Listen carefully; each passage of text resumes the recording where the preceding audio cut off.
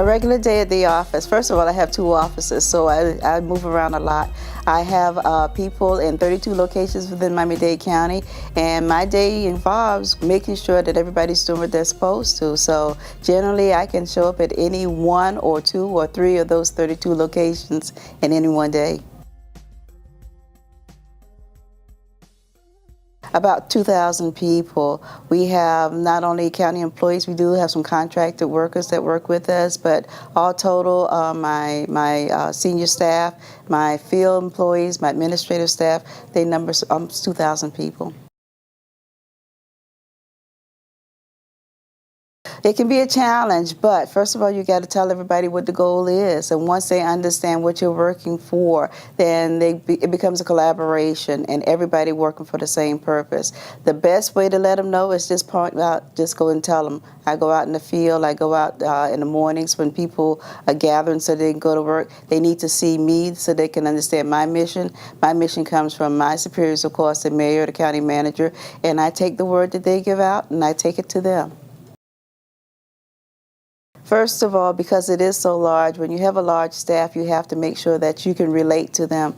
People will respond to me. They won't respond to a memo, but they will respond to me. So I go out and I meet my people and I tell them what our mission is. But aside from that is I bring my senior staff in and I bring them close to me. I want to pick them and I want to make sure that the persons that are on the team are there for the team, because otherwise you're going to work too hard.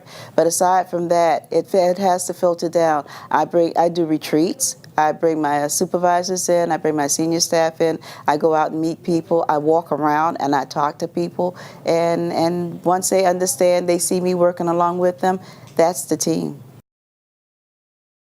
Fortunately, we have a number. One of the most challenging things that we had to do was when we converted the county to a single stream recycling program, where they went from the 2 bins that you had to lift to a rolling cart. And we had some difficulties with one of the contractors. It was difficult, first of all, to have to fire a contractor because this is such a significant program. But the other part of it was I had to get my senior staff. I had people who walk around in white shirts, and they were outside putting together carts, and I had people on the back of carts. I mean, these are managers and directors who are on the back of a truck delivering carts to residents' households because we didn't want to see our program fail. I think someplace there's a picture of me with the drill attaching parts to the cart, and doing that, you know, it was major, but it turned out because we needed to make sure all of the carts got out, and everybody participated, everybody understood how important it was, and we got it done. If you have a team member or you want a team and everybody to feel empowered, you have to do just that, empower them. Every member of my team understands that they can act in my stead. I mean, with limitations, of course, but they know that I've told them and I've empowered them that you can make decisions. Everybody has their own expertise. I want you to exercise that expertise as part of the team. And that's why we have different team members, because we need all of them to work together to make us all strong. So they know they can do that. My best advice for somebody who's building a team is to find those persons, first of all, who want to be a part of the team.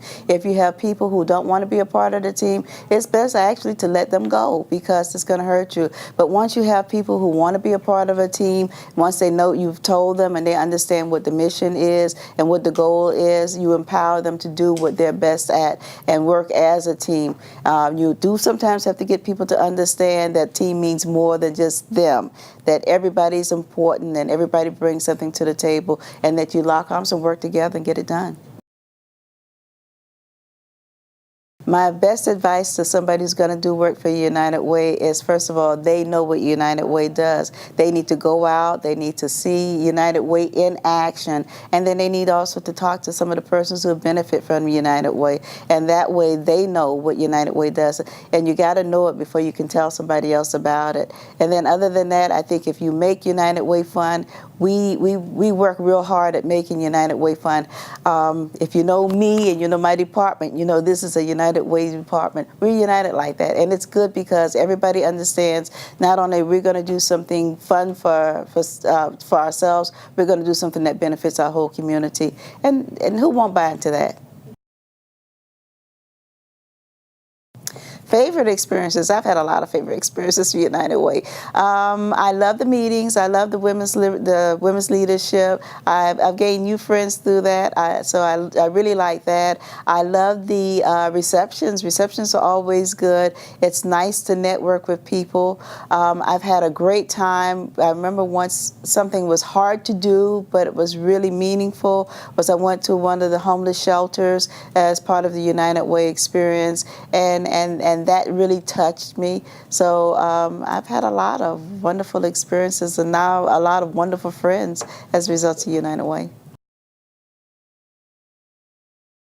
In any team, you're likely to come across somebody who is not as invested as you are, or who don't have the same passion as you do, and you still have to work with them. What you need to do is you're going to end up working a little bit harder, but do your job as best as you can and have them to understand that, whether they feel it or not, we still have a task to do. We still have a purpose. We still have to work towards it.